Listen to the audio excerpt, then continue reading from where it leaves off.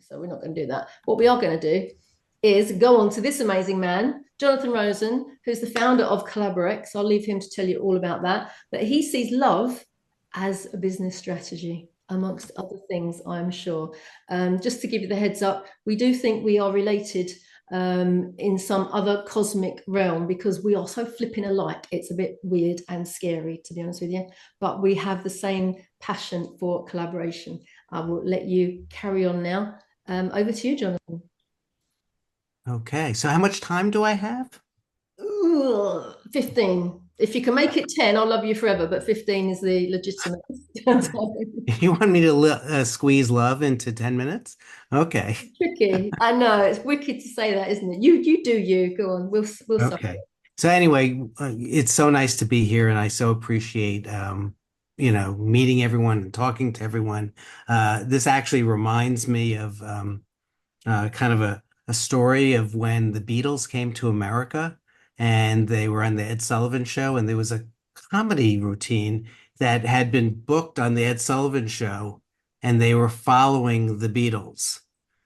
So I have to follow Fatima. Really, the comedy routine didn't go over so well because their audience was just screaming teenagers. Anyway, so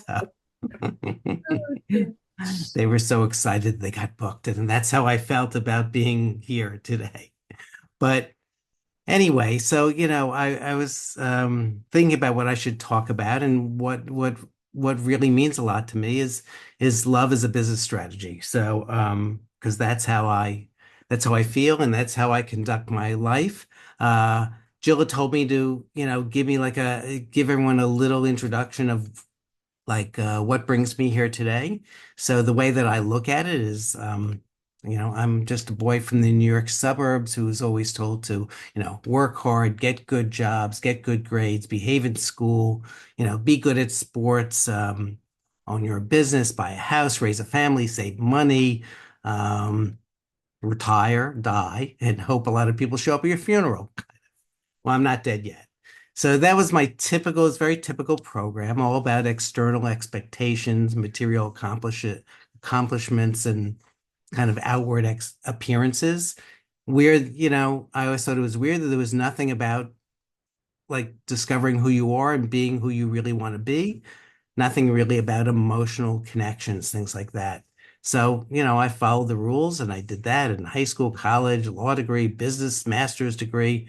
I was on the soccer football team, tennis teams, owned different businesses, house, family, grandkids, savings. I'm not dead yet. So, about 8 years ago, probably when I turned 60, I don't know if it was a midlife crisis. I was in between businesses and became more self-aware about my life. And I asked myself a couple of questions, which is, what's been the single most important thing to me in my life that has really contributed to any meaning? And what contributed to my accomplishments? And it was always about meaningful, impactful relationships. And you have relationships, and relationships, the ones that are great, are really ones that lead to love. So I decided to do something about it, and I created a business called CollaborX that is very similar to what you guys are doing here at Collaboration Global. And I wanted to do the same things that brought meaning to my life and bring it to others.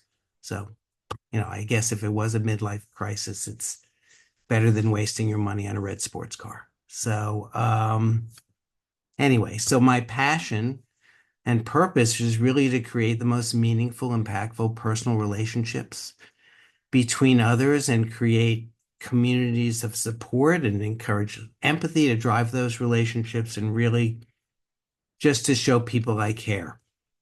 So we have groups similar to this in the US. We have 14 different groups where we build those relationships.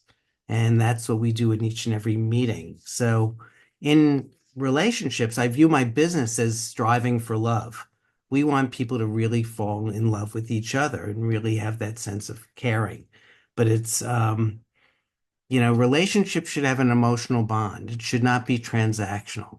If it's if it's if there's no emotion, if it's transactional, then it becomes just business. Oh, it's not personal, it's business. It becomes short term. It's based on price, not on value. But if it's emotional and it's relational, then it's based on mutual need. It's based on long-term needs. It's based on value. And actually, from a business point of view, I did go to business school. You end up with higher margins if you're getting more value from each other. Um, the stronger the bond you can have with people, you're going to go from like to love. It's like from dating to commitment, from from having intrinsic trust. When people say we love our customers, it's not because they pay you, but because they validate you. When customers say they love us, it's not because we're providing a product or service that they need, but because we're partners in solving problems. So I am such a believer in relational um, interactions versus transactional. I mean, this is actually something they should be teaching in business school. So if you want to execute on so-called love as a business strategy, I believe you have to be purposeful in your relationships that you build. Pick the people that you want to work with and spend your time and resources on developing those relationships. Be, 1,000% authentic. The relationship has to be based on who you are, not what you do, not your features and benefits, but who you are as a person. Has to be based on generosity. How can you be of service to others? And on complete honesty. That's part of authenticity.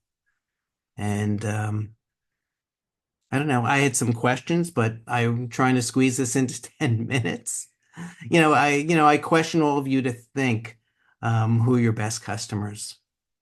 And I think that if big companies or small companies or individuals think about this, they won't say it's the ones that they got the most revenue from in the last year, say. They will think that it's the ones that they trust and work together best with, the ones that they maybe socialize with, the ones that love you back. So think about that and try and nurture more of that. And that's all I have to say. Thank you, Jill.